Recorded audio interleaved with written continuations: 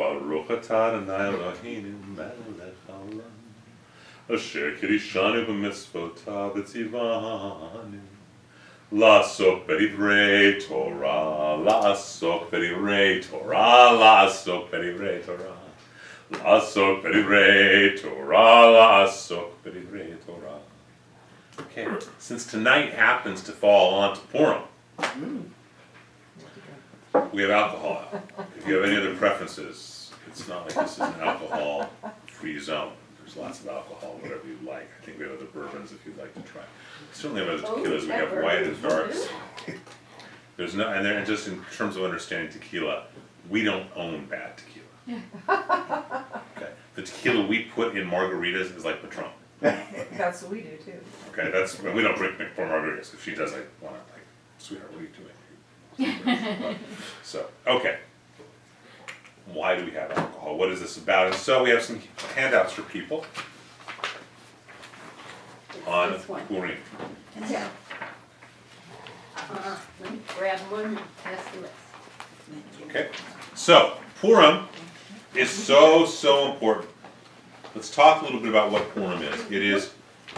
Will you share with me? You have it. I just emailed it to you. Oh. So you actually have it. Never mind.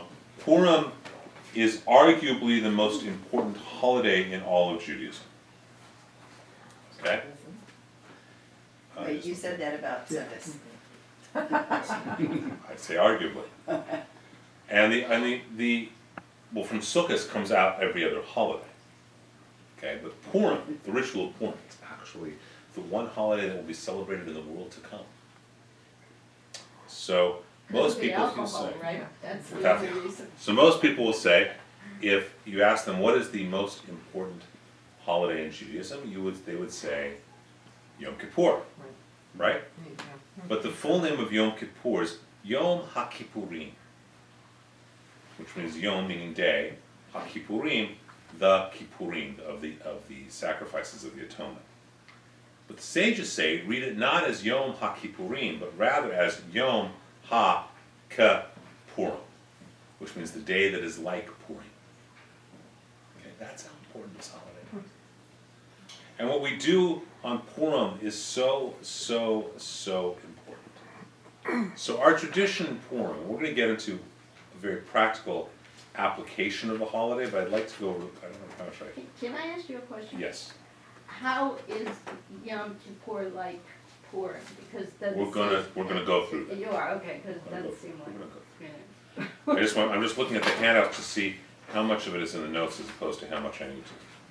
I think I'm gonna do most of this without the notes. It's okay, because this is gonna go into a more practical way. Okay. So, what happens in Purim is we recite the Megillah, the scroll of Esther. You've heard the whole Megillah means the whole scroll, book of Esther. And in this book of Esther, you have a few major characters. Okay, a few very major characters. I have to write some Talmud stuff. And we actually tell the story and we read it, and it's when we do this, we often do it in costume. We're not going to bother having the costumes. Often, at least tonight, we often do it when we celebrate it in contrasexual costumes, meaning that men dressed as women dressed as men. We're not going to do that tonight. I don't look good in a muumuu, just trust me. I have to agree that quickly. So, in this story of Purim, we have a number of characters. Okay? We have, I should probably dry this first, right? Otherwise it's not going to Stick. write properly. Is that, did I screw that up? Probably. We have a number of characters in this story. We have this character called it doesn't work. Okay, I gotta let it try. We have this character called Ahasuerus. This is the king. He is a drunken king. Okay, I'm going to give you the Reader's Digest version of the story. He is a drunken king.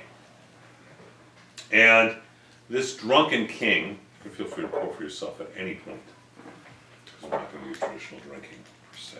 You said you had. There's bourbon over there. He's Oh, that's. Try some of it. Someone's passing this down over her.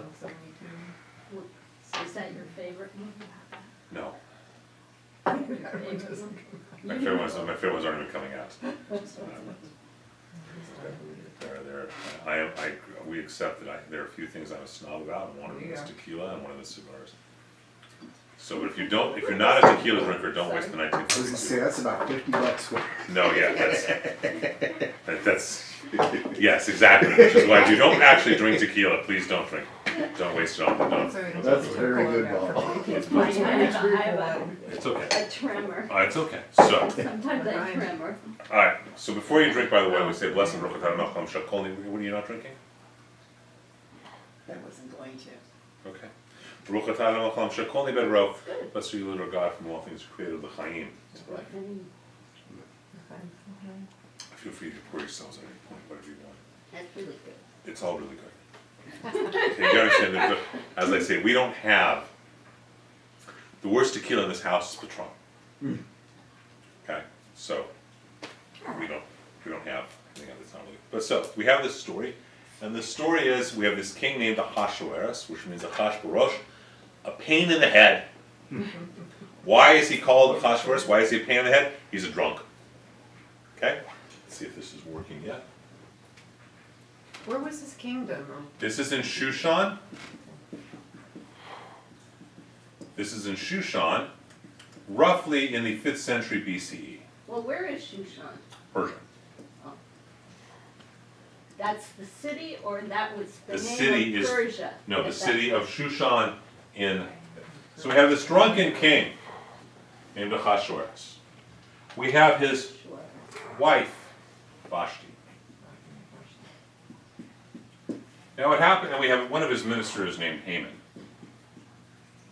Ooh.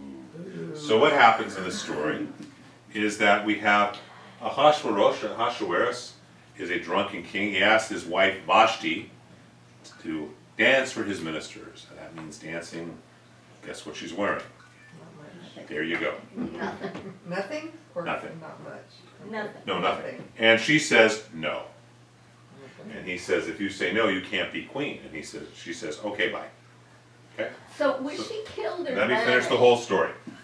What? Let me finish the whole story. Oh, okay. Never mind.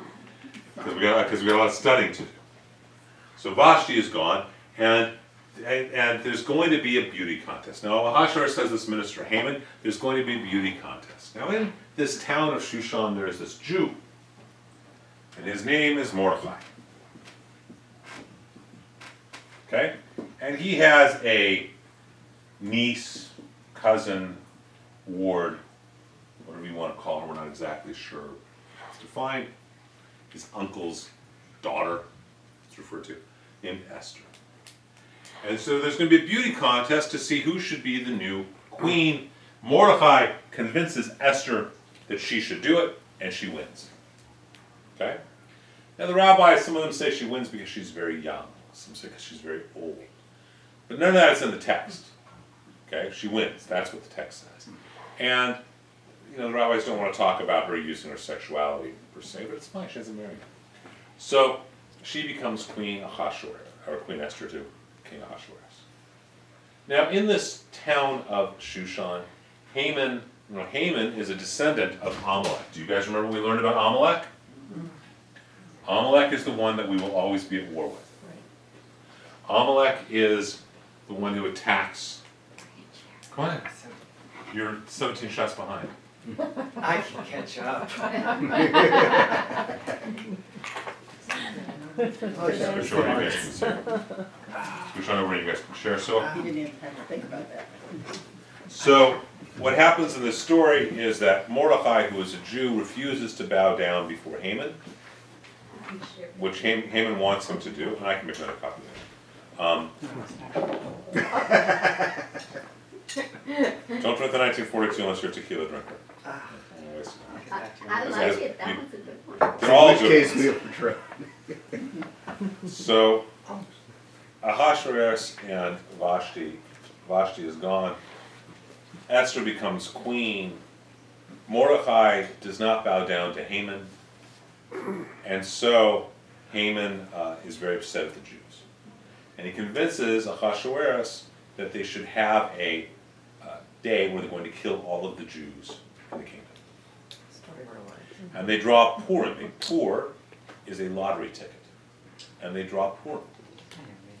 I don't know. That's why it's good. So that's made Purim. They draw lottery tickets to decide the day that this holiday will, or not holiday, excuse me, this purge of the Jews will take place. Okay? Now Haman really does not like Mordecai for a lot of reasons. Mordecai is embarrassed. Haman, he has not bowed down. Mordecai once helped save the king's life, and at one point, the king realized this. He woke up from a nightmare, and he said, "Please read my biography to me." It's one of his servants. The servant's reading the biography, and he reads about how this plot to kill him was saved by Mordecai. And he calls in Haman, and he says, "Haman, my good minister, what should I do for someone who saved the king's life?" And Haman, thinking it's him, says, "Oh, you should have him paraded around the streets of Shushan while riding on a horse with someone in front of him calling out, 'Behold, behold the great man.'" Ahasuerus said, "That's great.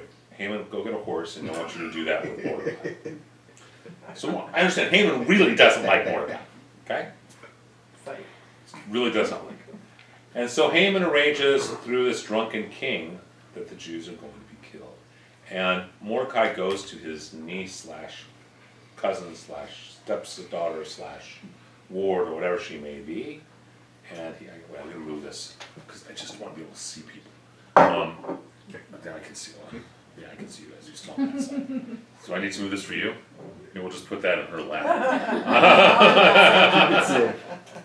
So we'll just put all the alcohol. You just hold it. Yeah, I just want to be able to see. this is good. You guys should each put one of those big bottles in your laps. You can all act like King Ahasuerus. You don't have to drink from it. Just yell at her when you want something. That's it. He's got the bird. Drinking So- by osmosis. Or actually, you don't want to put this over here. We're going to put this over here. Put this in that, right on that side of the What, road anyway. So it's not, yeah, that's fine. That's not good. So Haman arranges this, and Mordecai says to Esther, "Look, you got to go save the people." And Esther is very recalcitrant to do this. She says, "No, I don't want to. I'm not allowed to go see the king. I can't go see the king unless I'm summoned."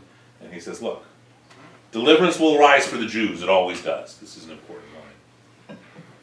And maybe this is why you are actually in this position. And so she's asked the people, and the people give charity, and they fast. And then she goes to see the king. And I will read exactly what she does. And remember, there's not a word that is misplaced in Torah, not a word that is added or subtracted. If it says that you're wearing a blue sweatshirt and blue jeans, that's what you're wearing. If it says you're not wearing, if it says blue jeans, blue sweatshirt, and shoes, then you're wearing that. If it doesn't say shoes, you're not wearing shoes. Wearing gray jeans. It's a blue tape. All right, so what does Esther go do? Esther risks her life. She's so heroic. And I quote, "And it came to pass on the third day, Esther donned royalty and stood in the inner courtyard of the king's palace, facing the king's palace, while the king was sitting on his royal throne in the royal palace facing the entrance of the palace. When the king noticed Queen Esther standing in the courtyard, she found favor in his eyes. The king extended to Esther the gold scepter that was in his hand, and Esther approached and touched the tip of the scepter." It's actually not that she donned royalty. What it literally says is Esther was wearing her diadem, her tiara. Okay? And he saw her and he extended the gold scepter that happened to already be in his hand. She touched the tip of the scepter, and he then said to her, "What is it for you, O Queen Esther? What is your petition? Even on behalf of the king, then it shall be granted to you." So she's standing wearing a crown. He has a gold scepter in his hand. He reaches, he sees her. He holds the gold scepter out to her hand, in his hand to her. She touches the tip of it, and he says, "Ooh, whatever you want, baby, I'll give it to you." Maybe it's not a scepter made of actual metallic gold. I'm not saying, I'm just saying. Interesting. There are many allusions in the text. But for whatever reason, she convinces him to have a party and then to have another party. And in this process, what happens is she gets Haman alone. And then when the king is outside, she says to Haman, or she starts screaming, "Haman, he's tried to rape me, he tried to rape me." Similar to what Joseph happened with Potiphar's wife. The king gets very upset. He impales all of Haman and his 10 sons, makes Mordecai the head minister, and everything's beautiful for the Jews, isn't it? And that is the story of Purim. But there's some other pieces in it that aren't always looked at the same way. First of all, when Mordecai does become king, he takes the notes that were permission to kill all of the Jews,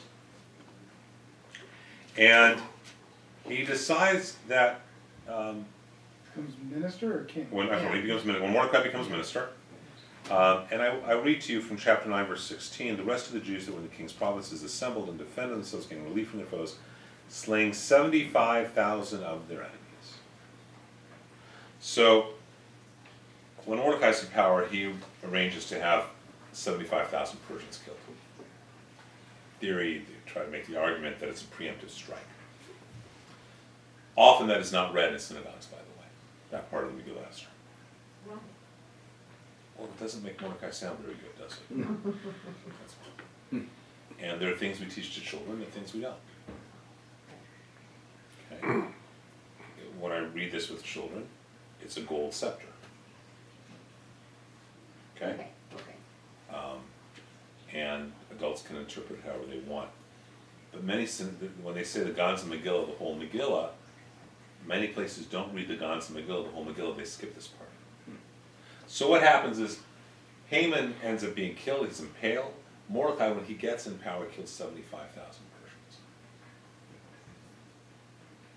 And yet we're told this is the only holiday that will be celebrated in the world to come. But let's look at what each of these people are and how it affects us today and how powerful it is for us today. See, everyone in this book, and by the way, this is the only book where God's name is not explicitly mentioned in the entire Bible. Every other book it is. The book of Esther. Yep. And there's a whole dialogue. The rabbis don't want it in, and then there's some wisdom they choose to have it in. But let's look at obsession, addiction, etc. And who wants to read the first couple of quotes from Talmud and from the Bible at the beginning? Sin rests at the doorway, beckons you, yet you can conquer it. Genesis 4:7. Okay, so the idea, who's ever seen Devil's Advocate? Oh, I recommend it highly. Awesome. Best movie about the Jewish definition of evil ever made, directed by Taylor Hackford, Keanu Reeves, and Al Pacino. It is a fabulous, fabulous movie about the definition of evil from a Jewish perspective.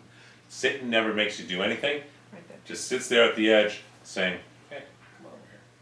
Come on. Whole different ballgame. That comes from Genesis. Go on, please.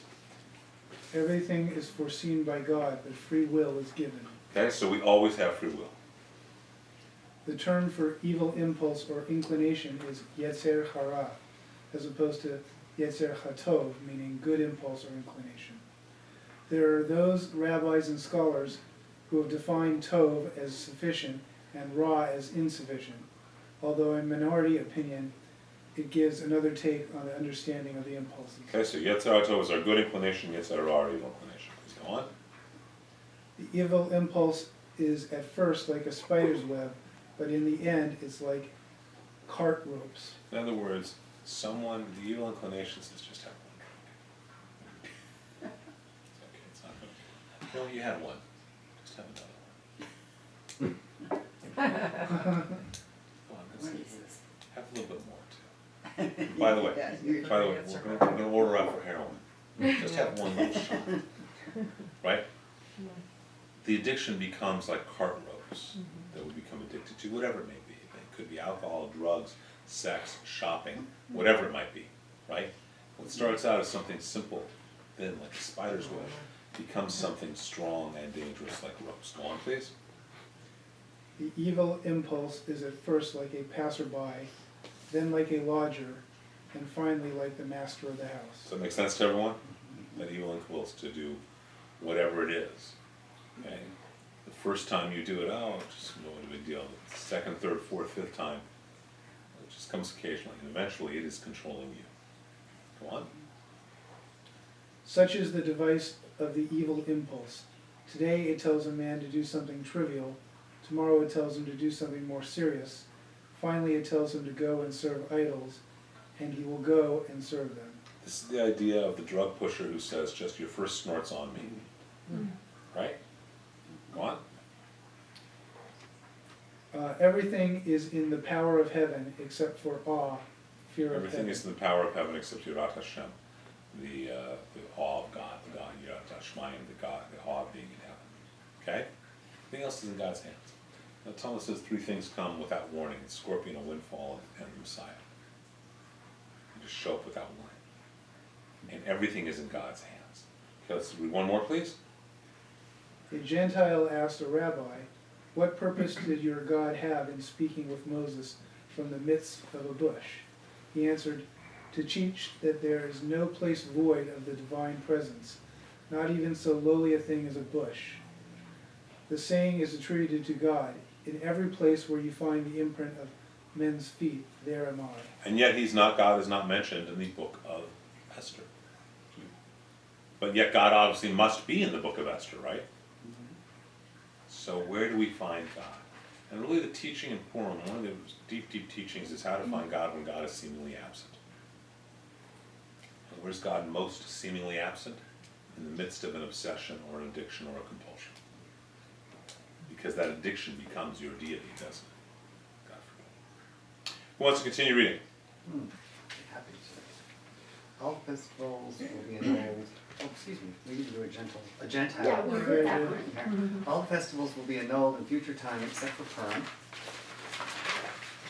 Okay, so this, even though this book is so weird, it's going to be the only holiday that we still have. Go on. Set in the 5th century before the Common Era, this is the only book in the Bible in which God's name is never mentioned. Go on. On the 7th day, when the heart of the king was merry with wine, he commanded Mehuman, The 7 eunuchs. thank you, who served in the presence of Asherah, Achashverosh. thank you, Ahasuerus the king, to bring Vashti the queen before the king with a royal crown, to show the people and the princes her beauty, for she was beautiful to look on. But the queen Vashti refused to come at the king's command by his eunuchs, and the king was very angry, and his anger burned in him. So Vashti just walks away from it all. Go on. And it came to pass on the 3rd day that Esther dressed, prepared herself, and stood in the inner court of the king's palace, opposite the king's palace, and the king sat upon his royal throne in the royal palace, opposite the gate of the house. And it was so when the We king... just went through that idea that he reached out the scepter. Go to the next one, please. And the king said to Esther the queen, "The Jews have slain and destroyed 500 men in Shushan, that's not too long tonight, the capital, and the 10 sons of Haman.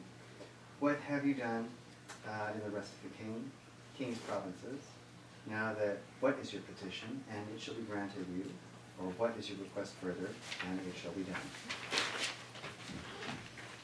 Then said Esther, "If it please the king, let it be granted to the Jews who are in Shushan to do tomorrow, also according to this day's decree, and let Haman's son, 10 sons, be hanged upon the gallows."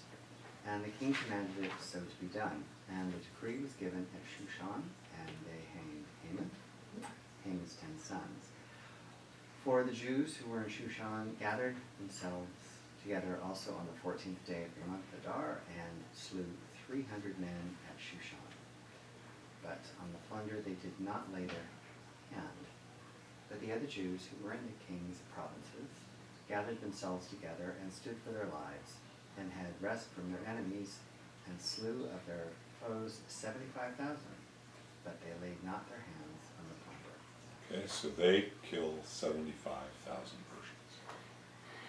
Please continue. You test me up. Blessed be Mordecai, and cursed be Haman. Both equal 502 in Gematria. Aurora, Rahman Baruch Mordechai. thank you. And Rabbi says it is, Lovely, lovely, lovely.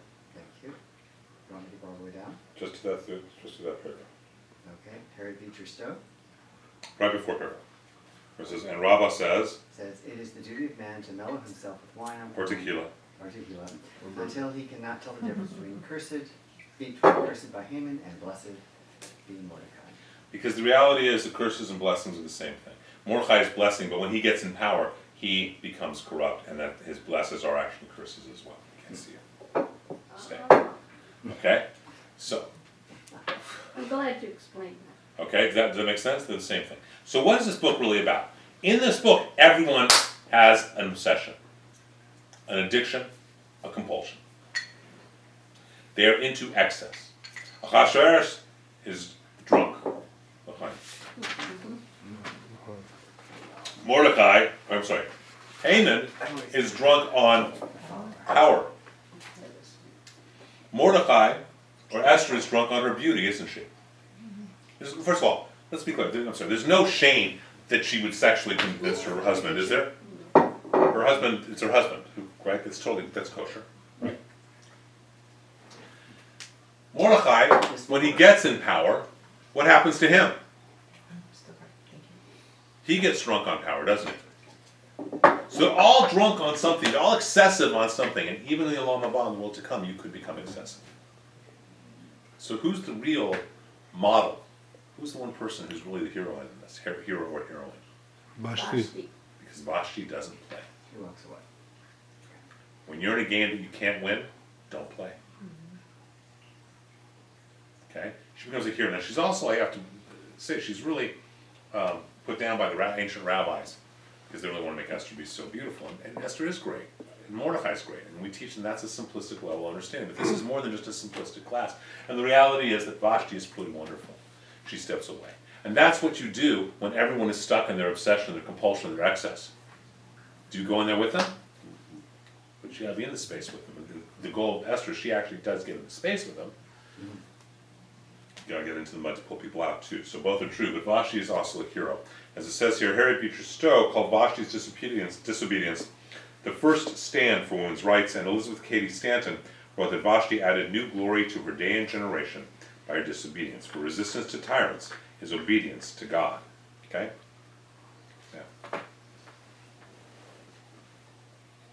let's talk a minute about addictions. Who has been or knows someone who has been addicted to something? And You should ask who hasn't.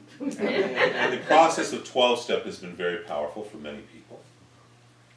12-step is actually, in many ways, even though they may or may not have known it, is very much based on Jewish theology and Jewish practices.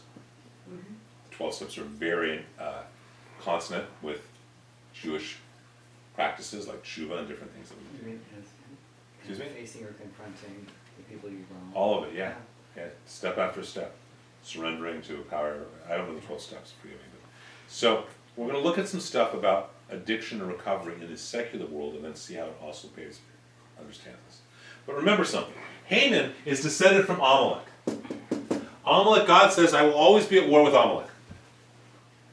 Always. So Amalek's dead, so the idea is not the Amalek outside, but the Amalek within as well.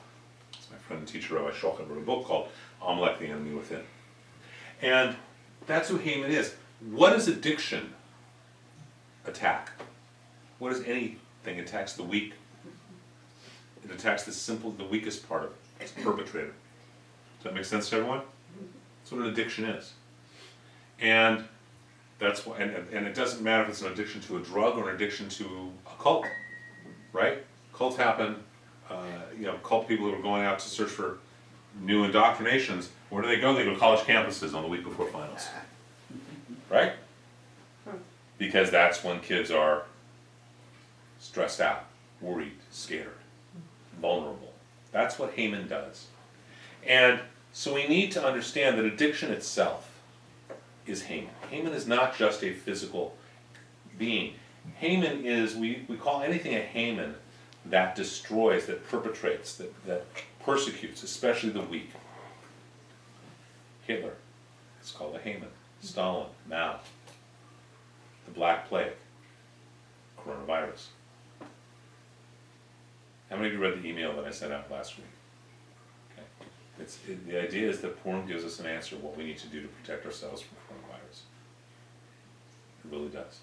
Because what do the Jews do? They recognize what the evil is. It's Haman. They recognize what his processes are, and they prepare against it.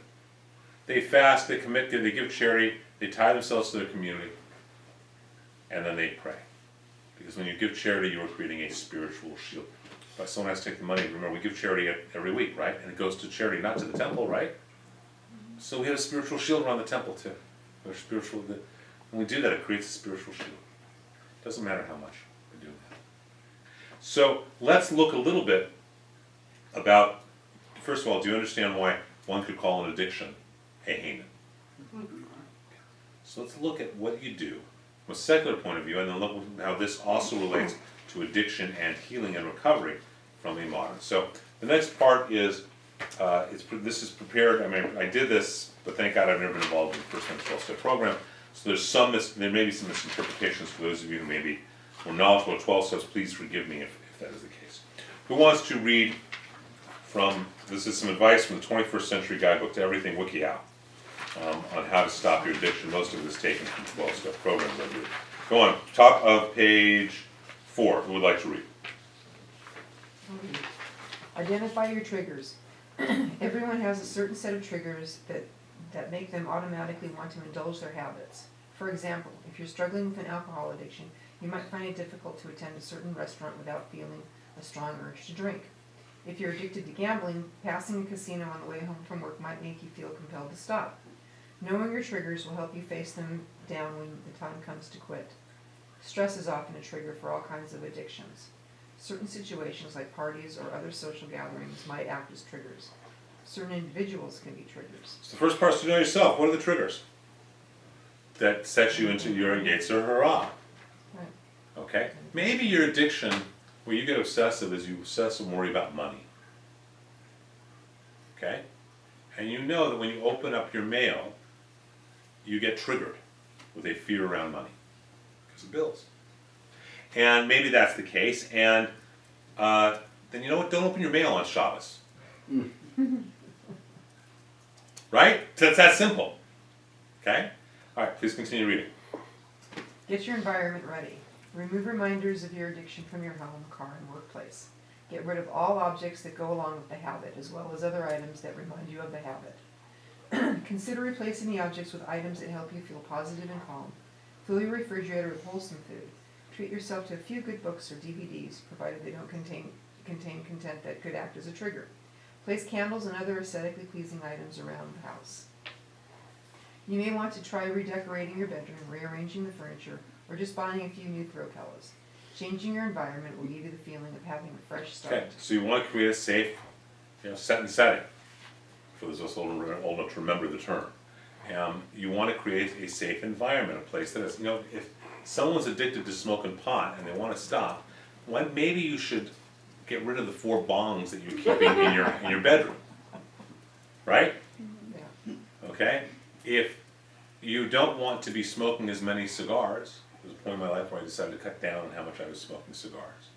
I gave away 4 cigar humidors and probably about 2,000 cigars.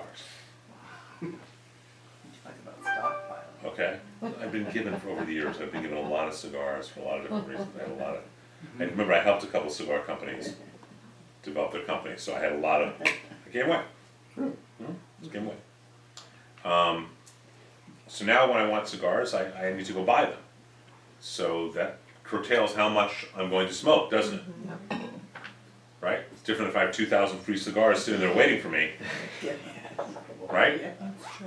Right? It's the reality. If I have 4 humidors filled with cigars, I just give the humidors away. Right? That's the big deal, right? So if you have whatever that inclination may be, right? And create a safe and a good setting. Please continue. Keep clear of your triggers. Stay away from the people, places, and things that make you want to go back to your old habits. You might need to construct a completely new routine for a while until the edge wears off a bit. Don't let a relapse be the end of your journey. Everyone slips up from time to time. That doesn't mean you should give in and return to your addictive habits in a full-blown relapse. If you have a slip-up, go back over what happened and determine what changes you can make if it happens again. Then get back on your feet and start again. Okay, so these are all basic concepts of Jewish theology, right? So you decide you're going to keep kosher and you ate some meat that wasn't kosher. Should you go beat yourself up and quit and start eating pig? No.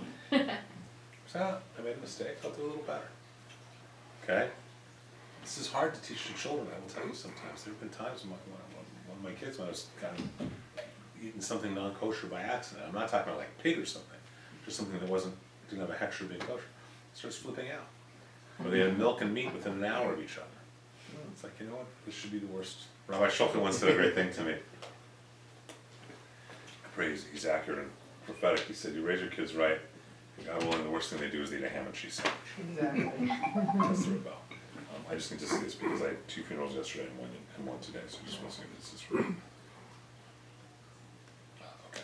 All right, so this is, you know, we make a mistake. No one's perfect. We're perfect in being imperfect. Right?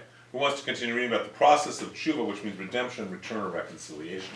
We talk about it on the holidays. The Rosh Hashanah and Yom Kippur. Addiction surrenders later freedom to choose. Through chemical means, one can literally become disconnected from his or her own will. Put in Jewish terms, this quote theorizes through chemical and or other means, the person becomes unaware of their personal relationship with God and embraces the Yetzer Hara as opposed to their Yetzer HaTov. Makes sense? That the addiction, you stop having the freedom to choose because you become unconscious. Right? So this is why as a community, we get drunk on Purim. By the way, do you know what we traditionally do come midnight? We open up, we start reading Echa, Book of Lamentations. Okay? The interesting thing, because I think of these things, but there are some medications that patients take on Parkinson's that can cause addiction behavior. sure. And then you take them off, but because it interferes with the brain chemicals. So, I mean, they're talking about chemicals, but it does. I mean, we're all just chemicals. It changes things. It radically changes. You deal with it as a nurse all the time. And none of this is a surprise for you. It's just, this is now looking at secular and also looking how it's Jewish. And it's really important to recognize that this is old wisdom we've had for thousands of years. And how important this holiday really becomes. I want to add another thing. Remember when the 10 sons of Haman are killed, those 10 sons have 22 words. There's the evil, dark tree, the opposite of the tree of life. We believe as a community, and the cantor has to be drunk and he has to chant it in one breath. And so the idea is when the cantor is drunk and is able to chant that in one breath, as a community we are cleansing the world of evil. Just like on Rosh Hashanah or on Yom Kippur, we cleanse ourselves of evil by going into our own depths. Here we do it as well, as a community for the world. That's how powerful this holiday really is. Please continue.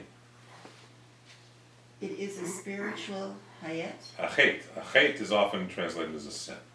But the real word of chet, I'm going to go on, so let's go on. So the remedy is a spiritual practice of teshuvah in combination with walking away, as taught by Vashti.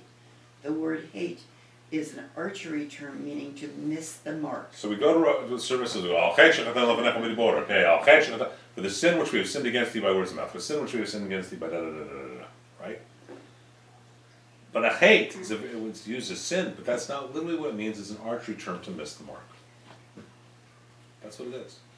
Tshuva, process of tshuva, hilchot tshuva, the laws of redemption and return, is what fixes and puts us back. It fixes what was broken by the wrong arrow and makes it so we shoot straight.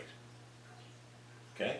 Well, that's a much nicer way to say it than sin, which is, Sin has Catholic connotations. well, but it's got negative connotations. So this is negative, just not to the same level. Yeah. No, but missing the mark is like, okay, we'll try again next. And we'll try and fix it. Because it means sin is like, oh my God. Well, Yeah. look, remember, that's why to learn and pray in Hebrew has a whole different, you know, you can't be saying, when it says, which means, which we translate as for the sin which we have sinned against you or sinned before you, but through words of mouth. What am I going to say? For the archery mistake that I made by shooting the arrow in the wrong place, which offended you because it's not how it was supposed to be, by doing it with words of mouth. This would make the liturgy extremely more complicated than it even is. It's already pretty long. Well, but not if you do it in English, then it's not, it's not so bad, right? I'm sorry, if you do it in Hebrew, it's not so bad. Okay, continue, please. Based on Rambam's Hilchot Shuvah, the laws of Tshuva. there is a multi-step process to Teshuvah. teshuvah. Recognize and take ownership for what you have done. Apologize to those that have been hurt by what you have done. Fix the hate. Commit to not doing the same hate again. The or same way. way again. When the opportunity comes around to do the same hate, don't do it. So this is basically our steps of doing tshuva, right? I throw a baseball, and God forbid it breaks Mr. Poloni's house, or it breaks Mr. Poloni's window. Okay? First thing is I go, Mr. Poloni, I'm sorry, I'm the one who broke your window because my elbow was too high. So I've taken responsibility, and I've said I'm sorry. I then fix the window. The priest can't forgive me for breaking his window. Saying 3 Hail Marys and 4 Our Fathers and putting $100 in the charity box does not forgive me for breaking his window. I got to go and fix it. Then I say to him, Mr. Poloni, I'm not going to break your window again by doing it the same way. And next time I got a baseball in my hand, I don't do it the same way. I may break the window again, but maybe it'll be because my elbow's too low or I don't plant my foot. But not because my elbow's too high. Now, imagine that happens with someone, right? Someone comes to you and says, I'm sorry for breaking your window and I want to fix it, and they fix it. They say, I'm sorry, and I'm not going to do it again the same way. What has now happened between the relationship between the two of you? It's bonded. It's come closer, hasn't it? Yeah. And even if he breaks it again, God forbid, from doing it a different way, and he comes and he fixes it, it bonds the relationship, right? Mm-hmm. Now, does the same bonding happen if the priest said you're forgiven? Yeah. No. So we say on Yom Kippur that for the sins of man against man, God cannot forgive. Man can. Sometimes you go because you did a hate. And you go and you say, I'm sorry and I want to apologize to you. I apologize and I want to fix it. They say, get out of my face. Right? If you've tried 3 times, you're clean. It's once for the nefesh, the physical aspect of the soul. Once for the ruach, the mental, emotional aspect of the soul. Once for the neshama, the spiritual aspect of the soul. If you've done that, and they still don't let you, they still haven't forgiven it, it's on them, not on you. Right? So it is our responsibility. Now, is it my responsibility to forgive Mr. Poloni for doing something to me? Am I supposed to turn the other cheek?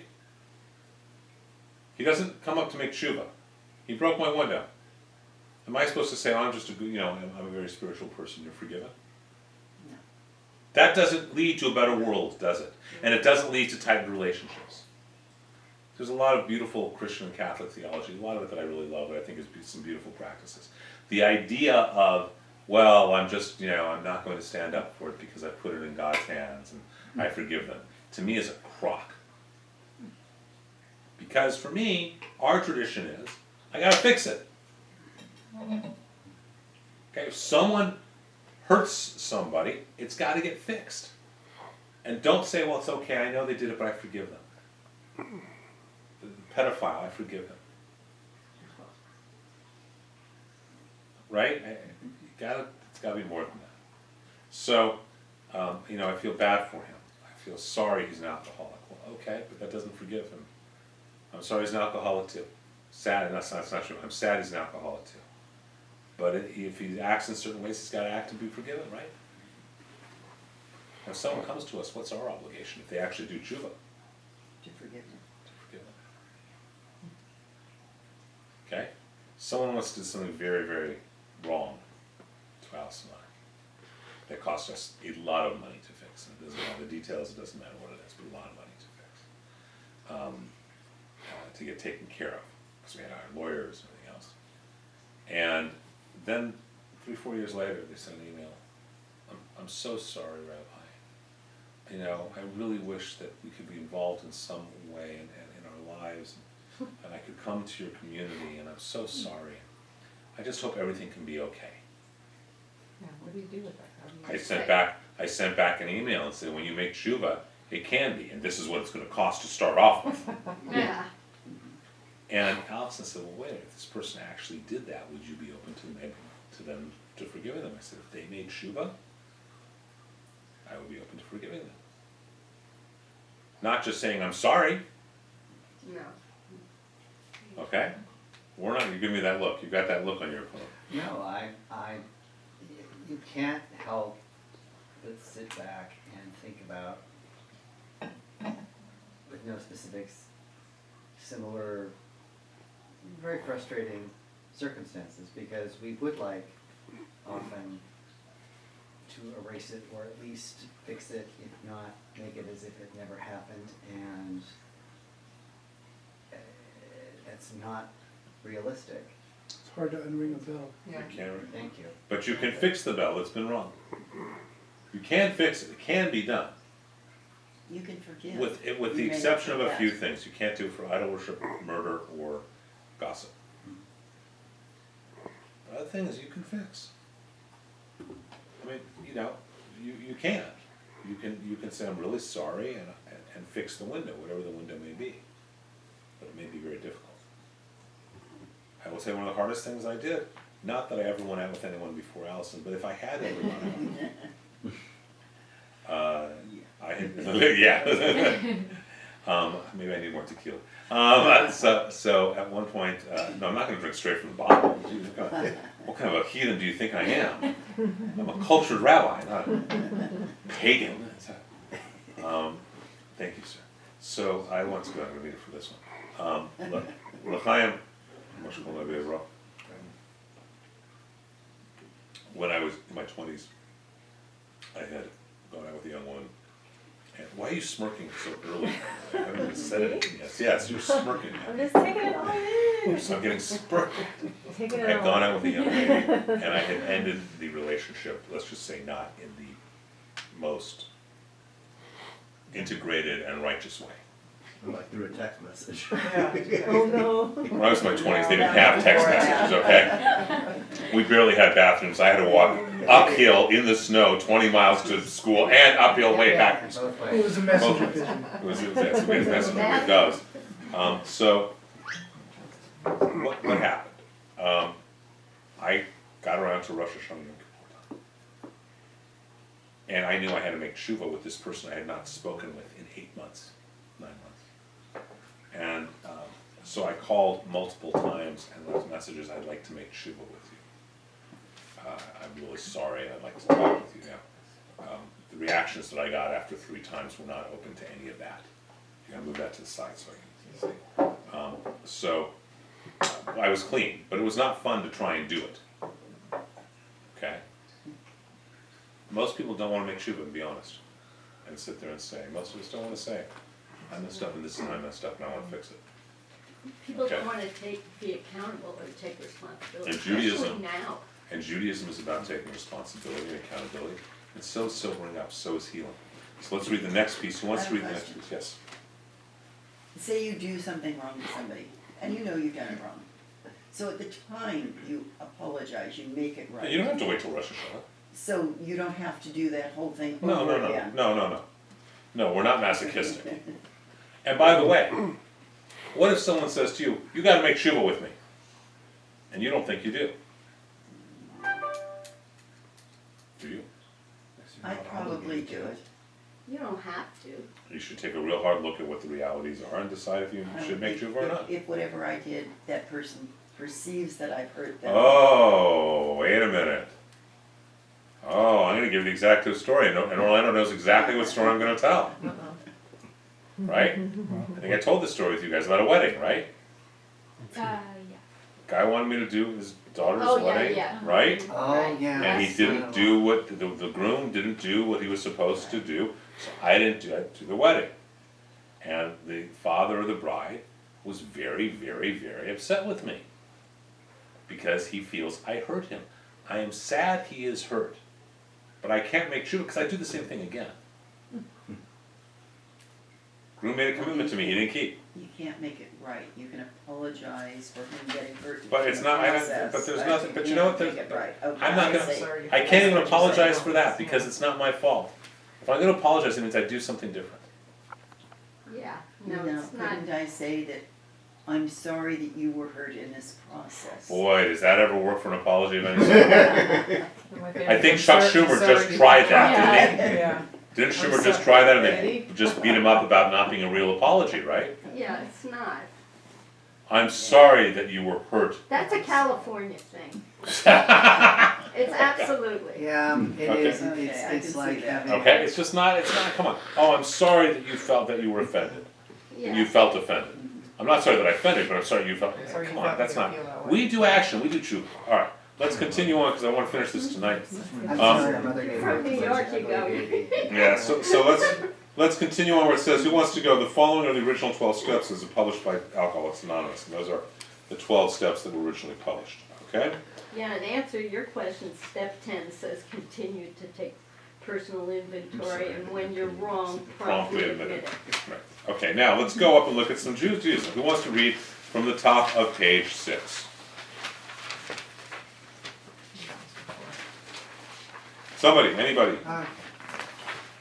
Judaism has been working the 12 steps in our own way for thousands of years as part of our teachings, practices, and rituals, not only as a prevention and recovery process for obsessive compulsive addictive behavior, but as part of the process to achieve being present. Hineni. Nina? Hineni. Thank you. Our sages understood that balancing of the soul and its relationship with God and all of life allows each neshama, The Shama, soul. okay, thank you, to achieve and to identify and achieve their own tikkun halam, personal part of repairing the world.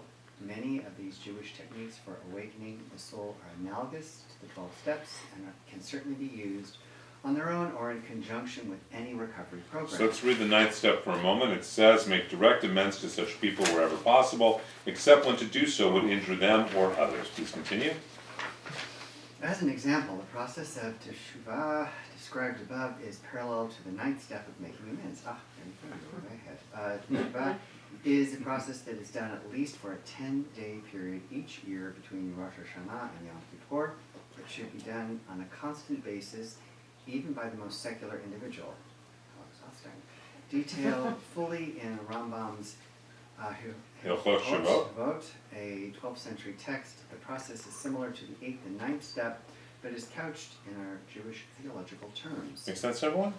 Can we practice You it? can It's get 12 your steps. tongue around that. Well, you know. okay. Well, it's kind of being aware of your behavior, that's why All of these it steps correspond. progresses like that, yeah, All the different steps correspond to one or another Jewish practice or holiday.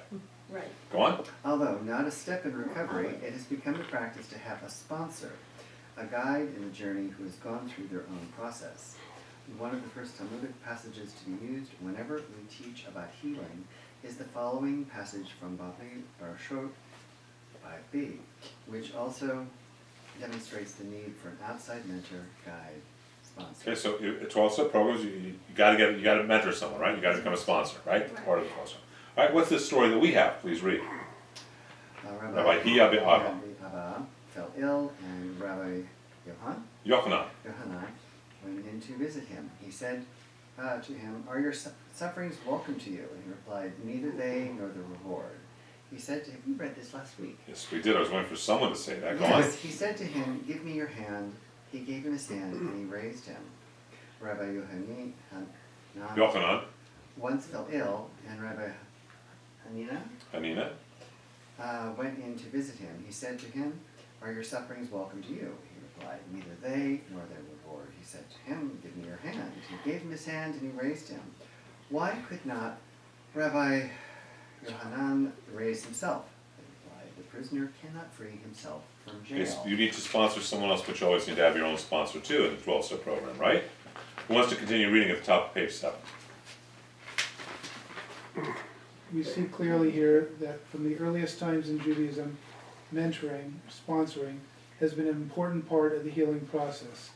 The other advantage of surrendering to another individual is that it psychologically, emotionally, spiritually helps prepare you for surrendering to God, third step, as you surrender to another person. This sponsor concept is entrenched in Judaism not only with regard to healing, but with many joyous events as well. Rabbinic ordination in ancient times was passed down to the new rabbi by a court of rabbis who would lay hands on him after the dialogue with his advocate. He would have studied and clerked for greater rabbis until after many years he was prepared to take on the role of a rav. He would not be prepared for the rabbinate without that multi-year internship. The role of a sponsor is not a one-way street. It is not only the sponsee who is benefiting, but the guide also benefits deeply. Again, this aspect of the process is demonstrated clearly in the direct words of Torah. I am not able to carry all this. And this is from the book of Numbers. Go on. I am not able to carry all this people alone because it's too heavy for me. And if you deal less with me, kill me, I pray you at once, if I found favor in your sight, and let me not see my wretchedness. This is God. This is Moses talking to God because he's frustrated. He can't just do everything. And the Lord said to Moses, gather to me 70 men of the elders of Israel, whom you know to be the elders of the people and officers over them, and bring them to the tent of meeting, that they may stand there with you. And I will come down and talk with you there, and I will take of the Spirit which is upon you, and will put it upon them, and they shall carry the burden of the people with you, that you carry it, not yourself alone. Okay. So it's God is saying to Moses, you need Delegate. you need to be a mentor. You need to be a mentee. Someone continue reading. Get another example. Yet another example of Jewish process paralleling this step is Heshbon hanefesh. an accounting of the soul. A process that is again done at least once a year in preparation for the high holidays. It is a practice that should be done regularly. In the same way that an individual may do an accounting of their finances at least at tax time, a wise man does that financial accounting much more often. Similarly, Heshbon hanefesh. Can and should be done regularly and is again analogous to one of the 12 steps, fourth step. We need to look in order to let our soul's lights grow. Okay, so the fourth step is we're made a searching and fearless moral inventory of ourselves. So we should always be looking. So I'll actually tell the Hasidic story because I love this story. There's a Hasidic story about a hurricane lamp. You all know what a hurricane lamp is, yes? Someone who does not, be honest. Okay. Oh, I thought you were going to draw it. This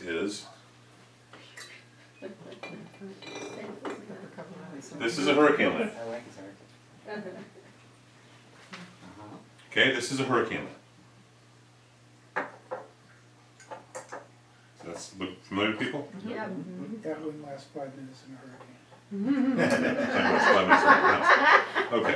The last 5 minutes. You know, I don't actually understand why it's called Oh, hurricane. that's a good point. I was wondering that. Probably because the wind can't get it. It's supposed to be fair for The last, the plane But discovered. which, I just figured it's because that's what they bring hurricanes out of in New Orleans. Okay, so that's a hurricane lamp. Okay, so you light it and the wick goes, and what happens after a while when the wick's been going? It gets black, right? There's a Hasidic story about a hurricane lamp. A grandfather gave his grandson a blackened hurricane lamp during the month of Elul, the month before Rosh Hashanah. It was so black that when it was lit, you could not even see any part of the flame or the light. He asked his grandson to clean it for him so that it could be used for the upcoming holidays. The boy used everything he could to clean the lamp, scrubbing and trying to polish it from the outside, but could not get the black of the glass out. He came with tears to his grandfather, saying that it was impossible and unfortunately the lamp was unusable. The grandfather took the lamp and removed the glass. He then took a soft rag and started to clean the glass from the inside. Slowly, one part at a time, he cleaned the entire glass and then set it back down on the lamp. He lit the lamp, which again shone brightly as it had when it was new. He explained to his grandson that the dirt, soot, and darkness was not from the outside but from the inside of the glass. With just regular use, the glass had been built up carbon and darkness on its inside, and it could only become clean if it was cleaned from the inside. Great story, isn't it? Someone continue reading the next paragraph. Yeah, it's really beautiful. Beautiful story. Better than my hurricane. Okay. Who wants to continue reading? The same is true for our souls. Somebody. The same is true for our souls. All year, the light that is an expression of who we really are is dimmed and darkened through our daily interactions in the world, with ourselves, with others, and with God. Each time we do something that is not quite true or in harmony with the righteous nature of our souls, a bit more darkness is built up on the inside of the glass. And by the end of the year, it is all too easy to see that we are no longer shining our lights, no longer living as an expression to our highest selves because of the darkness that we have created within. Heshbon hanefesh. is the process usually done during the month of Elul, although it can and ideally should be done throughout the entire year, where we take an honest accounting of our souls and start to clean the glass. That is our lantern, before we can truly act as we do during the 10 days of awe, and make teshuvah with others, with ourselves and with God, which we do on Yom Kippur. We must take a full and true accounting of all aspects of our soul's manifestations in this life. Well, you're the one who's not drinking, right? Go ahead. Imagine if I were. There's the problem, okay. Kabbalistically, we base our model of taking inventory through the exploration of the four-lettered name of God. We talked about the first couple of classes, we talked about God's four-letter name. Go on. This leads us to an honest accounting of all aspects of our lives: physical, emotional, spiritual, and mental. We can pair and integrate them to a full understanding of the name, including the four worlds, etc. And we most importantly remember, as we go through this accounting, that God can and will heal us, and we are never without hope. As it says in the High Holiday Liturgy, prayer of Untitled, that the act of repentance, the act of prayer, and the act of giving charity can lessen the severity of the decree. We are committed to recognizing that faith in God combined with our own personal actions will create healing and balance. Isn't that in some ways the essence of any recovery program as well? A combination of techniques to access personal faith in God and integrate it with the personal responsibilities and righteous actions. Okay. So we say this all the time every year. The act of repentance, the act of prayer, and the act of giving charity can lessen the severity of the decree. So Haman's decree disperses in the wind because the people repent, they give charity, they make tshuva. Makes sense why they do all this, right? The severity is lessened, we pray. If the modern Haman today, in March of 2020, thank you. If the modern Haman is a coronavirus called COVID-19, then how do we remove the severity of the decree? Bleach. That would be an act of tshuva, an act of redemption, an act of, right, of physical action, along with charity and prayer. Does it mean that someone, God forbid, will not get the flu? No, they might, but the severity is reduced. Does that make sense? Do you see how that all comes? It all comes from this book of Esther as well. Let's turn the page and do a little bit more. Who wants to read the top of page 10?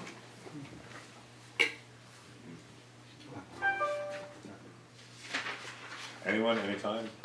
Each of the steps taken in successful recovery programs can be found in Judaism through our rituals, prayers, practices, and our holiday observances, and usually detailed and explored in a much deeper way than in any modern recovery program. Remember that Judaism has been dealing with these issues for thousands of years and with millions of people who have explored. I know that there is no such thing as a Jewish addict to anything, but how's that for a great myth? Yeah, right. It has developed incredibly deep and powerful techniques, some of which have been simply, beautifully, and elegantly expressed and taught by 12-step programs and by the Big Book. Should be capitalized. Sorry. Okay. Well, actually, no, because for me it's not a big book. Right, okay. Judaism. This is the big book. Right, okay, good. This is the big blue book. I got this with a blue cover. Okay. Theirs is a blue book too. I've known the program for a long time. Judaism is about action even more than faith, and ours is a religion of acting right and righteously. We are about being present and able to say Hineni. And when one is truly present, then we do not succumb to our Yetzer Hara as easily, and like Vashti, walk away from the addictive behavior. Like Vashti, we choose to be present and do not participate in evil. We recognize that we are always at war with Amalek. at war with the perpetrator. Like Esther and Mordecai, we do the actions and prayers to combat the evils of Haman. In today's world, 12-step programs have the opportunity to give us tools to do these things, but each and every one of the steps can be enhanced and deepened through a practice of different Jewish rituals without exception. Malidoma Someh and Dagar Elder once said that addiction is an energy that needs to be released without the cultural container, mentors, or rituals needed to release it. I've always loved that quote of Maladomas. He actually said it when he and I were teaching a workshop together 30 years ago for a weekend with Matt. That addiction is an energy that needs to be released without the cultural container, mentors, or rituals needed to release it. Right. Isn't that a great way of phrasing what an addiction really is? Mm-hmm. It's an energy that needs to come out, but it doesn't have the way of how to use that energy. So it comes out as a Yetzer Hara. But we must remember that Judaism with its... Before we do it, Oh, how many remember when we studied last week about Rabbi Yochanan and Reish Lakish? Reish Lakish was the bandit, right? When he gave all of his passion, took all that and he put it within this framework, he became a great, great rabbi, right? right. So it's about having those the boundaries, that guideline. The 12-step recovery program obviously provides those three factors, but we must remember that Judaism, with its ancient history and divine teachings, provides each of those things in even deeper ways. Although the 12 steps are not committed to any faith or version of God, it may be a good practice for every Jew involved in the 12-step program to explore the Jewish understandings and deepen their own recovery process. We have it all in a much deeper way in our own tradition. And we find it also, this is the book of addiction and addiction recovery, because when you are in your Yetzer Hara, God is seemingly absent, and yet God is everywhere. And that's what we see in this book too. God is seemingly absent, yet God is everywhere. There's one dialogue that says every time it says place, the word makom, that's actually one of the names of God, because God is in every makom, in every place. So this book of Esther, this book of Purim, is actually a wonderful book to understand any Haman, whether it's an addiction, whether it's any sort of challenge, any persecutor, any perpetrator, any descendant of Amalek. Again, it's an interesting thing that this is the holiday right now, as this coronavirus is really, hopefully it has already peaked. Yeah. And it starts to go down. But the first thing is you don't panic, right? You don't need to go to Costco. Incidentally, we were there today. All of the toilet paper and paper towels are gone. I don't get the toilet paper thing. I Think really about it. don't If you get get the that. flu, Because they're afraid that they won't be able to get help Yeah. to buy the So they disease. can't call a friend That's and what I'm ask them saying. to drop it on their That's what I'm saying. doorstep? I mean, I'm really? sorry. I can't spare square. What about just What if a everyone's wet quarantined? cloth, No a one wet can- rag? Welcome to our side. Okay, what about a wet piece of cloth? Corn, Okay. But here's Yeah, I the, mean, that's true, before they. And It's okay, toilet but paper here's the makes thing no that's really scary about it all, sense. right? It's not the disease. The disease, what's scary is people's reaction and panic. Because if you're going to go to this place of it's the apocalypse, God forbid. Okay, so who's bought new guns this week and bought more ammunition? Well, if you're don't need to. Right? You thought about it. the, Already stopped. Oh, let's say Yeah, I'm ready. the increase in younger Asian women buying firearms in the last 10 days has grown like 70%. In America or in China? No, here in California. It's Can you say hard that to again? I'm impress sorry. our minority. The increase in Firearms. purchase of firearms by younger, meaning under 40, Yeah. male and female consumers in Southern California Have increased. has Okay. increased by I believe 70%. that. They're probably afraid they're gonna be. The point is, so are we based in fear? We're They're based in twice faith. as It says in the book of Esther, Mordecai says, God will always arise and deliver the Jews. We have survived before, we will continue to survive. B'ezrat Hashem. We survived the Black Plague. So much so that people thought we caused it. And there were things called the Black Death massacres, you can Google them, Wikipedia them, where they would go and kill Jewish communities because they thought they had started the plague because they didn't have it. And isn't it true because we have the tradition of washing our hands before we eat? Yeah. You can't eat if you don't, you can't eat if you don't wash your hands. There's a lot of bathing going on. That's A lot of probably bathing. given us- No, but that's one of the reasons we did survived the survive Black it, Plague. Yeah. and then everyone Yeah, thought that we had exactly. something. But we do other things too. I don't think there's a I mean, statistic of just ritualistic what religions have got. cleansing. Oh, I know. Just think of how much housekeeping we do Yeah. historically. Just for Pesach, right? Right. Yeah. I mean, going into escrow is a Makes a woman painful really business. feel like- Right, so, Clean so, and clean and clean and clean. so there's Yeah. all these things, right? This is, we have the answers here. But we need to combat evil, and the book of Esther teaches us and shows us how. It's also very Jungian holiday. Jung talks about the shadow, okay? And the shadow is the part of you don't want to admit happen, is there, the Yetzer Hara, the evil inclination. And so what do? One day a year as Jews, we embrace the shadow. We embrace him, we say, stop trying to control things when we put you inside a closet. You got no power over me, and we embrace him. If you have children, you go to a carnival. And you go to Purim. Although I don't know if the Purim Purim was yesterday, but I will. Look, I used to show up for Purim services with a shot glass tied on a rope. And bottles of tequila and Jägermeister for people to make their choices from. Yeah, you would be the person to sit down next to for like Thanksgiving dinner. Why? I don't know, just because you come prepared. Prepared. For I'm anything. prepared for everything. You know, I want to be. You should see him on St. Patrick's Day.